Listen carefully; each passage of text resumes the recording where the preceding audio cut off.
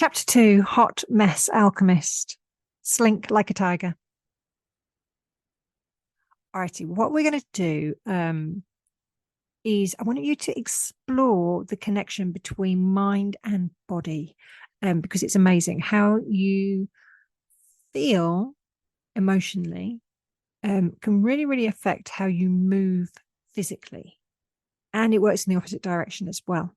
So there are probably many ways to do this, but this is the game I like most. I think it demonstrates it really well. It should have a fancy name. It doesn't have a fancy name. It's just called the range of movement game. One day I'll give it a fancy name. All right. So I'm going to talk you through it, and I just want you to pay attention and follow as much as you can.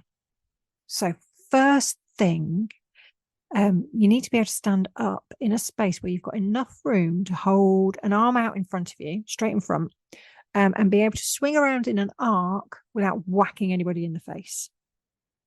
So make sure you've got room around you. You're not going to hit any furniture, people, doors, plants, walls, any of that. And when you found a spot, bring your feet shoulder width apart. So you stood up, feet shoulder width apart, so you feel nice and stable and grounded. All right. So the first part of this is we need to get a baseline measure of how far you can rotate your body whilst you have your arm up in the air. So bring your arm straight up in front of you. We're going to call this 12 o'clock. You're going to bring your arm straight horizontal, so it's about shoulder level. Now, and this is important, without moving your legs or your hips, so you want to keep them front facing as much as possible. You're going to rotate your upper body around. So if you've raised your right arm in front of you, you're going to go around to the right clockwise. And if you've raised your left arm around up in front of you, you're going to rotate around to the left anti-clockwise. So imagine it's your left. If you've raised your left arm, you're going to rotate to the left, and you're going to think about it as though you're going through from 12 o'clock to 11 o'clock to 10 o'clock and so on. Right. The aim, and this is super important, the aim is to keep your arm locked at the shoulder. So that movement is coming from your ribs, coming from your upper body, rather than just the arm flailing around in the socket. It really helps if you keep your eyes fixed on your fingertips as you turn. And you want to rotate as far as is comfortable. So don't overstretch, don't over-rotate. Right. So you've rotated in the direction of whichever arm you've raised up. And I want you to take a moment to just get a sense of how far you've turned. Okay. Once you've done that, bring yourself back to forward facing. And we're going to do it in the opposite direction. So swap arms. Bring it up to shoulder height in front of you, and move from the upper body, hips and legs facing forwards as much as they can. I want you to rotate the opposite direction. So sweep your upper body and your arm through as though you're the hand on a clock pointed to those hours, keeping feet and hips forward. Again, only rotate as far as what feels comfortable, and once you're there, just take a moment to appreciate how far you've turned and then bring it back to center. All righty, so that is your baseline. That's how your body feels when you're focused on instructions but in a neutral state of mind. Now we're going to bring emotion into the game, and we're going to see if there's any change. For the next round of rotations, I'd like you to take a moment or so just to conjure up a memory. Close your eyes and allow yourself to think about a time where you felt super positive. You may have felt happy, content, pleased, loved, celebrated, whatever it was. Really allow yourself to flood your thoughts and feelings with that positivity. You got it? Great. So let's retest. Remember, feet shoulder width apart, arm raised up in front of you to shoulder height. Hips are going to stay firmly fixed as you rotate your upper body. Don't let your shoulder flap about. You want to keep your arm fixed. locked to the shoulder and connected to your body as much as you can whilst you turn. Think about yourself and your arm as being the hand of a clock. So holding that positive thought in your head, that memory, that experience, that vibe, rotate as far as you feel comfortable. Keep looking at your fingertips.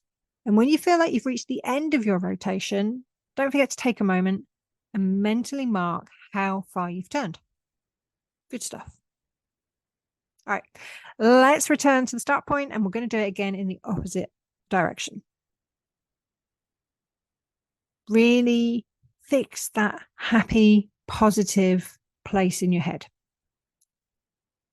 And you're going to rotate all the way to that end of the range of movement, the end of motion, range of motion, whilst you keep yourself feeling like really fired up and positive. Again, take a moment to see how far you've rotated. Alrighty. Return to your starting point. Drop your arm. Take a breath.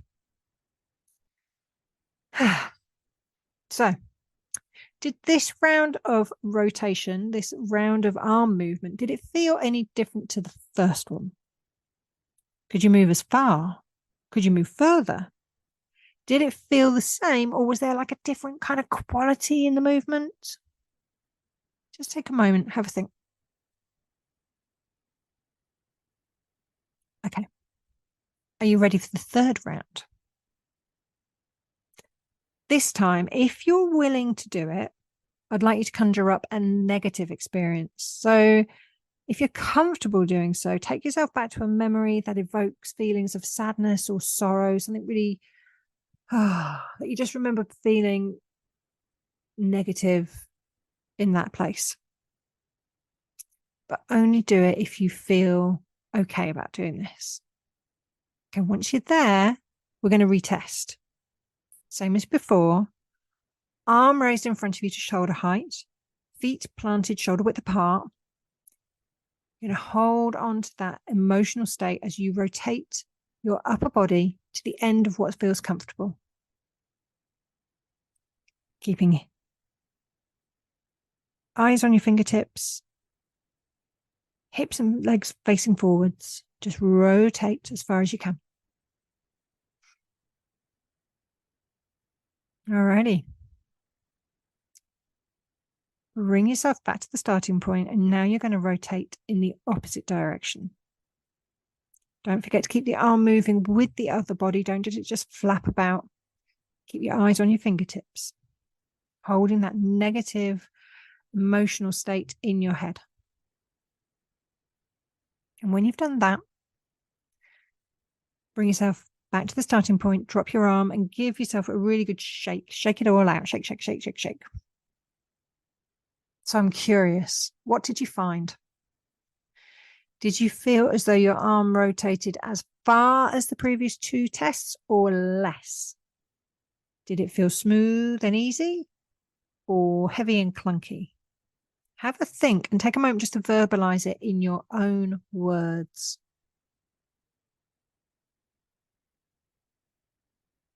I've been using this game with clients for years. It's such a great way of demonstrating how connected our thoughts and movements are. What we experience on an emotional or mental level can have a significant impact on how we feel and function on a physical level. Clients often mention that the positive round feels smooth and easy, and they're surprised at how much further their body's able to turn. And yet the negative round often feels clunky and heavy, and they don't seem to turn as far. Isn't that interesting? You've just dictated to your body how it should feel by conjuring up an emotion. You've not even experienced the actual situation that would authentically bring up these feelings. It was just recall. And yet the effects on your physical self, well, makes you think, doesn't it?